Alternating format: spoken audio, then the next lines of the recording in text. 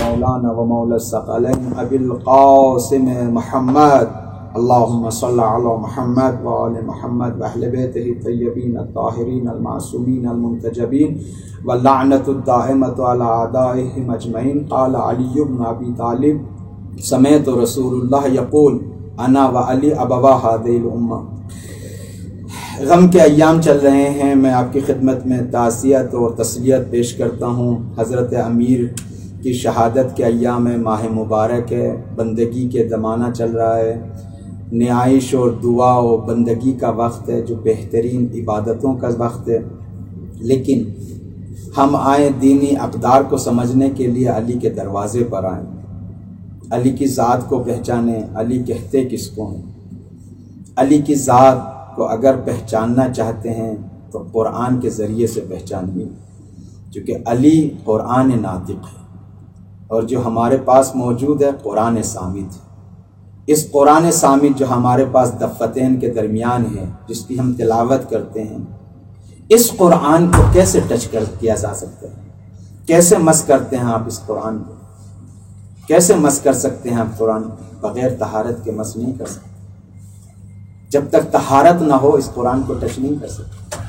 توجہ چاہوں گا اذان محترم، میری طرف متوجہ ہیں، توجہ کیجئے گا۔ یہ جو قرآن ہے، جیسے ایک لفظ میں نے دو لفظیں بیان کیے، الف لام میم ذالک الکتاب، یہ وہ کتاب ہے، وہ کتاب۔ ان ھذا القرآن یہدی للتی ہی اقوم، یہ کتاب ہدایت کرنے کے لیے آئی ہے۔ یہ کتاب اور وہ کتاب، کیا دو کتابیں ہیں؟ نہیں، ایک کتاب ہے۔ پھر یہ ایک کتاب کیسی ہے جس کے لیے وہ کتاب بھی کہا جا رہا ہے، یہ کتاب بھی کہا جا رہا ہے؟ کہ یہ ایک ایسی حقیقت ہے جو آسمان سے زمین تک ہے، توحید سے لگا کر عرش سے لگا کے فرش تک ہے۔ تو کہنے کا مقصد یہ ہے کہ قرآن وہ حقیقت ہے کہ جب اوپر سے آئی تو جو اوپر جگہ خالی نہیں کی، ایک رسی ہے جو لٹکی ہوئی ہے، اس رسی کے ذریعے سے ہمیں اوپر جانا ہے۔ تو یہ کتاب ہے جو ہمیں اس کتاب تک لے جانے کے لیے آئی ہے۔ یہ قرآن جو الفاظ کے ساتھ ہے اس قرآن تک پہنچانے کے لیے آیا ہے۔ اب ہم آئیں اس قرآن کے ذریعے سے اس قرآن تک کیسے پہنچے؟ پہلے تو ہم اس قرآن تک پہنچے۔ کیسے پہنچیں گے اس قرآن تک؟ بغیر طہارت کے مس نہیں کر سکتے، بغیر طہارت کے ٹچ نہیں کر سکتے۔ جب تک آپ وضو نہ کر لیں یا غسل نہ کر لیں اس قرآن کو مس نہیں کیا جا سکتا۔ ظاہری قرآن ہے، الفاظ قرآن ہے، کلمات قرآن ہیں، ظاہری باڈی ہے قرآن کی۔ ظاہری قرآن کی باڈی کو ظاہری بدن کی طہارت کے بنا ٹچ نہیں کیا جا سکتا۔ جب تک وضو نہ ہو، جب تک غسل نہ ہو تو اس قرآن کو ٹچ نہیں کیا جا سکتا۔ تو یہ ظاہر قرآن ہے۔ باطن قرآن کیا ہے؟ جو ام الکتاب میں ہے، جو علم الہی میں ہے، جو بالا مراحل میں ہے، جو اوپر کے مقامات پر ہے۔ یہ قرآن ہمیں وہاں لے جانے کے لیے آیا۔ جب ہم اس قرآن کو بغیر جسم کی طہارت کے مس نہیں کر سکتے، حقیقت قرآن کو بغیر طہارت کے مس نہیں کر سکتے، حقیقت قرآن کو بدن ٹچ نہیں کرتا۔ دیکھیں، بدن قرآن کے بدن کو بدن ٹچ کرتا ہے، قرآن کی حقیقت کو انسان کی حقیقت ٹچ کرتی ہے۔ جب انسان قرآن کے بدن کو، انسان کا بدن بغیر طہارت کے ٹچ نہیں کر سکتا تو قرآن کی حقیقت کو، قرآن کے معارف کو، قرآن کے مفاہیم کو، قرآن کے مطالب کو روح کی طہارت کے بغیر ٹچ نہیں کیا سکتا۔ اب روح کا پاک ہونا ضروری ہے، اس کا کردار اچھا ہونا ضروری ہے۔ قرآن، یہ جو روح ہے انسان کی، کثافتوں سے، نجاستوں سے، تکبر سے، انانیت سے، حسد سے، بغض سے پاکیزہ ہو جائے تب جا کے اس قرآن کو ٹچ کیا جا سکتا ہے۔ ایسا نہیں ہے کہ قرآن پاک کو لا کے دل میں رکھ دیا جائے۔ جس دل میں کثافتیں ہوں، نجاستیں ہوں، اس دل میں قرآن نہیں آ سکتا۔ پہلے اس دل کو پاک کیجیے۔ میں ایک مثال دے دوں آپ کو۔ آپ نے کوئی گھر خریدا، جس گھر میں گندگی پڑی ہوئی ہے، جس گھر میں کام ہونا چاہیے، جس گھر میں نجاستیں پڑی ہوئی ہیں، اور آپ نے خرید لیا۔ اب اس میں رہنے کے لیے آنا چاہتے ہیں، ڈیکور کرنا چاہتے ہیں، بہت مہنگی چیزیں خرید کے اس گھر میں رکھنا شروع کر دیں آپ، اور آپ نے صفائی تو نہ کی ہو، لا کے رکھنا شروع کر دیا آپ نے، تو آپ کتنا بھی مہنگا سامان لا کے رکھ دیجئے، گھر سجے گا نہیں، گھر دھجے گا نہیں، گھر اچھا نہیں لگے گا، بلکہ چلا چلا کے گھر یہی کہے گا میں تب اچھا لگوں گا کہ ڈیکور سے پہلے مجھ کو پاک کیا جائے، مجھ کو صاف کیا جائے، میری نجاستوں کو باہر نکالا جائے۔ تو اگر آپ چاہتے ہیں قرآن کے زیورات سے مزین ہو، انسان کامل کے زیورات سے مزین ہو، توحیدی مظاہر سے مزین ہو، کمالات انسانی سے مظاہر ہو، تو پہلے اپنے وجود کو تخلیہ کریں، پاکیزہ کریں نجاستوں سے، کبریائی سے، تکبر سے، حسد سے، بغض سے۔ جب یہ سارا دل کو جو اللہ کا گھر ہے، بیت اللہ ہے، ان قلوب المؤمنین حرم اللہ،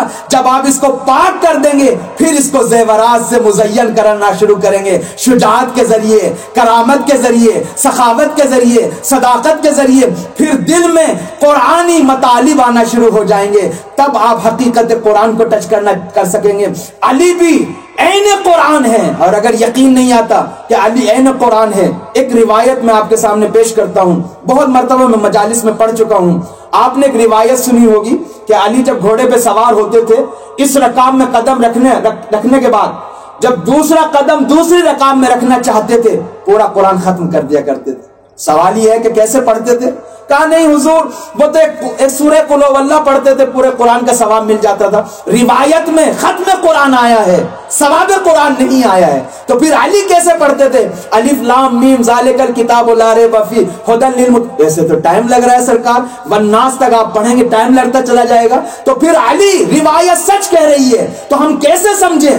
سمجھنے کا ایک ہی طریقہ ہے کہ علی نے اس رکاب میں قدم رکھا، جیسے ہی چاہا دوسری رکاب میں قدم رکھیں، پورے وجود پر ایک تفصیلی نظر ڈالی، پورا قرآن ختم ہو گیا، چونکہ علی کا وجود عین قرآن ہے، تجسم قرآن ہے، علم الہی ہے۔ جس طریقے سے قرآن کے بارے میں کہتے ہیں قرآن علم اللہ ہے، علی نے بھی فرمایا انا علم اللہ، میں اللہ کا علم ہوں۔ یہ اللہ کا علم وہاں سے آیا ہے لیکن حبل ممدود کی طریقے سے ہے۔ اب ہم چاہتے ہیں علی کے ظاہری وجود سے حقیقت علی تک پہنچے، کیسے پہنچیں گے؟ طہارت کو طہارت ٹچ کر سکتی ہے، نجاست نہیں۔ اگر علی کا وجود عین قرآن ہے، پاکیزہ ہے، طہارت ہے، تو ہم جب تک اپنے کردار میں، اپنی فکر میں، اپنی بینش میں، اپنے عمل میں پاکیزگی نہیں لائیں گے تب تک علی کو ہم ٹچ نہیں کر سکتے، نہ علی کے معارف آ سکتے ہیں، کیونکہ وہ یہ عظمت، وہ باعظمت ذات ہے جس کو ملائکہ بھی صحیح سے ٹچ نہ کر پائے،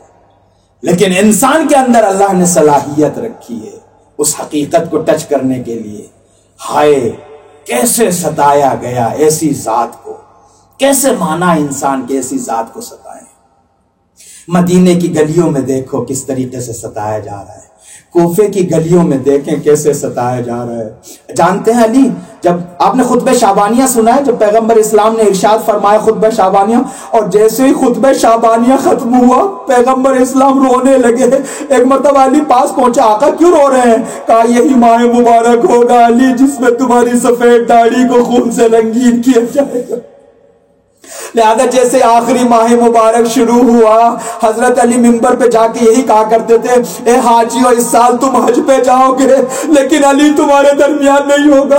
ہمیشہ امام حسن و امام حسین سے فرماتے تھے، حسن بیٹا یہ بتائیے آج رمضان کے کتنے دن گزر گئے؟ کہا بابا 13 دن۔ حسین تم بتاؤ کتنے دن باقی بچے؟ کہا 17 دن۔ کہا اسی ماہ مبارک میں میری سفید داڑھی رنگین کی جائے گی۔